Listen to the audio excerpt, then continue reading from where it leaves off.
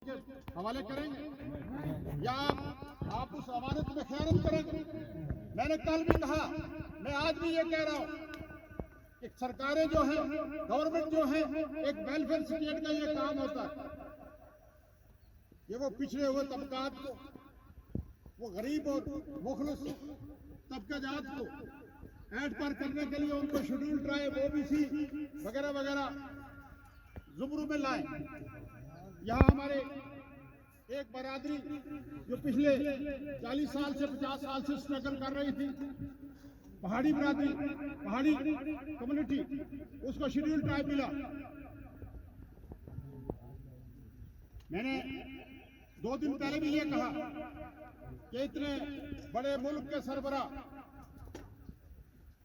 Prime minister of India और अमित शाह साहब से मैंने ये अपील की कि आप खुदारा इखलाक की जरूरत करते हुए, एक अखलाकी जरूरत करते हुए ये कह दें कि जम्मू कश्मीर और खिता है पीर पंजाल के हमारे जो पहाड़ी भाई हैं, उन पे प्रेशर ना डाला जाए।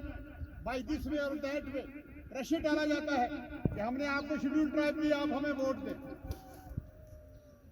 ये सरकारों का काम नहीं होता। ये कोई भी सरकार जो है अगर कोई काम करेगी तो सरकार वेलफेयर स्टेट होने के नाते उसको ये करना है। अगर आपने ये किया है तो आप ये क्यों प्रेशर डाल रहे हो कि उनको शेड्यूल ट्राइब, अगर आपने किया तो उनको उनसे वोट मांग रहे। तो मैं पहाड़ी भाइयों को भी ये कहूंगा कि हम एक समाज है, हमारा एक घर है और मैक्सिमम पहाड़ी तबका के लोग जो हैं, हमारा सबका एक कलमा है, ला इलाहा इल्लल्लाह मुहम्मद रसूलुल्लाह। मुझे बताइए कि यहाँ गुजरों का भी शेड्यूल ट्राइब मिला था। गुजरों ने तो कोई सौदा नहीं किया, उन्होंने जमीन का फैसला किया किसी ने। यहाँ मेरे सीनियर लोग बैठे हैं, वलीदाद साहब हैं, नजीर साहब हैं, आदरी साहब हैं।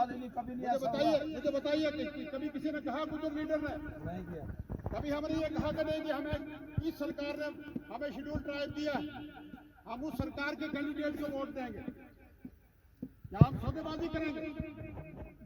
सियासत में सौदाबाजी नहीं होती, आपने जमीर का फैसला करना होता है। तो मैं उन भाइयों को भी कहूंगा जो हमारे सियासी लोग हैं, कभी जन्नत ढूंढते हैं, कभी दोज़ख ढूंढते हैं, कभी जहन्नम ढूंढते हैं। सुबह दुआ करते हैं कि अल्लाह तबारक तआला हमारे गुनाहों को माफ करे और हमें जन्नत में कहीं मकाम अता फरमाए, और दोपहर को वो जहन्नम में जाने के लिए तैयार होते हैं और शाम को बेहश्त ढूंढते हैं। मैं उनको कहूंगा ना ही आपको बेहश्त मिलने वाली है, ना ही आपको जन्नत मिलने वाली है, क्योंकि अमल से जिंदगी बनती है, जन्नत मिलती है। ये कौन सी बात है? आप क्यों अपने लोगों को, मासूम लोगों का इस्तेसाल कर रहे हैं? नेशनल कॉन्फ्रेंस, आप इन लोगों को अपने जमीन का फैसला करने दीजिए, आप मत प्रेशर डालिए। मैं पहाड़ी भाइयों को, बुजुर्ग भाइयों को ये कहूंगा, मैंने पहले भी ये कहा था और आज भी मुझे यकीन है, मुझे यकीन से मैं ये बात इंशाअल्लाह कह रहा हूँ, उम्मीद से नहीं यकीन से कह रहा हूँ, अथॉरिटी ये कह रहा हूँ इंशाअल्लाह ताला। मुझे पहले भी किसी ने ये कहा था, मैंने पहले भी कहा कि ये कह रहे थे कि नहीं यहाँ पहाड़ियों को शेड्यूल ट्राइब दे दिया है, आप गुज्जर और पहाड़ी अलग अलग होंगे।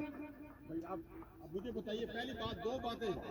पहली बात तो मैंने उनको ये जवाब दिया कि हम चढ़ेंगे तत्ताकुटी के ऊपर, शिराज अदरी साहब भी होंगे, चौधरी वलीदाद साहब भी होंगे, हमारे मौलाना इकबाल साहब भी होंगे, नजीर साहब भी होंगे। हम एक ही नारा लगाएंगे, नारा तकबीर,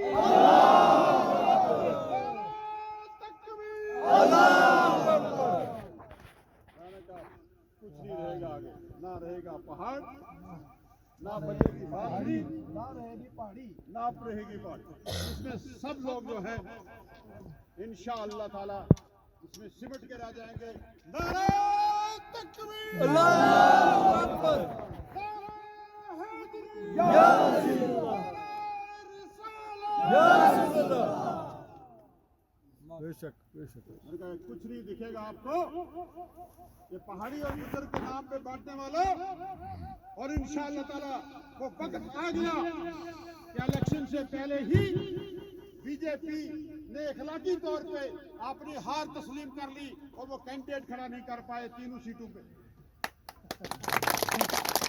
नेशनल कॉन्फ्रेंस जिंदाबाद, नेशनल कॉन्फ्रेंस जिंदाबाद, जावेद राणा साहब जिंदाबाद। नहीं तो वो आरिफ नाग पंजाब से कैंडिडेट खड़ा कर पाए और ना ही कश्मीर की दूसरी दोनों सीटों पे अब वो लुमड़ी की तरह जो है वो अपनी चाल जो है बदलते हैं, प्रॉक्सी कैंडिडेट खड़े कर रहे हैं। आज भी बीजेपी के जनरल सेक्रेटरी यहाँ आए, करण चुग साहब, वो एक बंद कमरे में एक मीटिंग हो रही। भाई आपको अखलाकी जरूरत है, आप ओपनली करें ना बात, बंद कमरे में कहते हैं नहीं जी बैट को देना है, बैट को क्या साजिश हो रही है बंद कमरे में और अखलाकी तौर पे और जहनी तौर पे उन्होंने अपनी हार तस्लीम कर ली। मैं आप हजरात को ये कहूंगा कि जो मैंने कुरान पाक की आयत का रेफरेंस दिया, मैं उन जालिम और जाहिल लोगों को ये कहूंगा कि आप मिल्लत को मत बांटें। हम बड़े ही खतरे से गुजर रहे हैं, आज पूरा देश जो है बड़े खतरे से गुजर रहा है, हम बड़े मुश्किल डगर पे इस वक्त चल रहे हैं। और फिर हमारे साथ जो ज्यादतियां हुई हैं 5 अगस्त 2019 को, हमारी आंखें निकाल दी, हमारे नाक काट दिए, हमारे हाथ पांव काट दिए, हमारा आइन खत्म कर दी, हमारी स्टेट खत्म कर दी और पिछले 10 साल से कोई रोजगार किसी को नहीं मिल रहा है। यहाँ मेरे सीनियर साथियों ने भी, अजीजुल ज़ीशान जी ने भी, हमारे चेयरमैन हमारे आजम साहब ने भी कहा यहाँ कुछ इलेक्शन हुए थे, बड़े बड़े वादे हुए थे, कुछ हुआ उसके बाद कुछ ये सरकार कर पाएगी, कुछ नहीं। मैं देख रहा था पिछले दिनों यहाँ कसबलाड़ी में एक पब्लिक जिसको दरबार कहते हैं, दरबार तो खत्म हो गया, राजे महाराजे के टाइम में दरबार लगते थे, आज डेमोक्रेसी में कौन सा दरबार है, कहते हैं पब्लिक दरबार, इसी का दरबार। और मुझे बड़ा अफसोस हुआ कि वो नाम निहाद सभी हमारे जो लीडर बने हुए हैं सो काल वो उस मीटिंग में मौजूद थे और एक सीनियर ऑफिसर ने ये कहा कि अगर आप ऐसा बोलोगे हम आपको सबक सिखा देंगे। वो तो अफसोस की बात। और किसी भी लीडर ने, सो काल लीडर, मुझे शर्म आती है ऐसे लोगों को लीडर कहते हुए, सो काल लीडर्स ने बैठे हुए थे वहां। और आज भी वीडियो देखें कि कोई भी आदमी जो है उसकी जुबान नहीं खुली कि आप क्यों किसी को अंदर करेंगे। मुझे भी बहुत गुस्सा चढ़ा,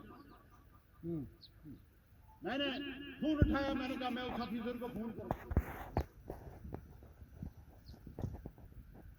लेकिन मुझे ये लगा कि हमारे एक बुजुर्ग कहा करते थे कासम बाकू यार में अगर भीड़ भाड़ हो तुम भी उनके साथ मुस्लिम के साथ। अगर जावेद राणा तुझे क्या चट्टी पड़ी, अगर ये हमारे लोग इसी में खुश हैं तो फिर तुम्हें क्या चट्टी। लेकिन नहीं, मेरे ज़मीर ने इजाजत नहीं दी। मैंने फोन किया, मैंने मैसेज किया और मैंने कहा आपने वहां गलत कहा है। अगर वहां का कोई सो कॉल्ड लीडर अगर नहीं बोला, कहने लगे कि वहां तो कोई बोला नहीं, मैंने कहा आपने गलत किया है। अगर मैं होता तो फिर आपको तो ये मेरे ख्याल में मैं नहीं बोलने देता, क्योंकि ऑफिसर जो है वो पब्लिक सर्वेंट है, पब्लिक के लिए ऑफिसर थे। यहाँ कोई डिक्टेटरशिप नहीं है, यहाँ कोई राजे महाराजे की हुकूमत नहीं है। ये सबको देख के चलना है और हम समझते हैं